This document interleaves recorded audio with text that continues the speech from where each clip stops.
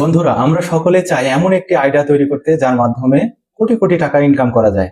তো সেই আইডিয়ার বিষয়ে চলুন আজকে জেনে নিই। প্রথমে আপনি আমাদেরকে একটা কথা বলুন যে আপনি জীবনে যা কিছু শিখেছেন তা কি কপি করে নয়?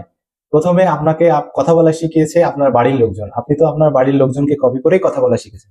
এরপরে পড়ালেখা শিখেছেন শিক্ষকের দাগানো একটা অক্ষরকে কপি করে। তো কপি করেই আমরা শিখেছি। তো কপি করা আসলে খারাপ বিষয় নয়। যেমন যে অ্যামাজনকে কপি করে কিন্তু ফ্লিপকার্ট হয়েছে, উবারকে কপি করেই কিন্তু ওলা হয়েছে। ঠিক একইভাবে অ্যাপল এবং মাইক্রোসফট কিন্তু ওয়াই জিরক্সকে কপি করেই হওয়া। আমরা কন্টেন্ট ক্রিয়েশনের বিষয়েও কিন্তু দেখি যে আমরা অন্যদেরকে কপি করছি। কপি করা মানে যে খারাপ এমন কোনো বিষয় নয়। আপনার পছন্দ মতো এমন একটা ভালো আইডিয়াকে কপি করেন, যেটাকে কপি করে আপনি ভালো একটি বিজনেস দাঁড় করাতে পারেন, যেখান থেকে প্যাসিভ ইনকাম করা সম্ভব।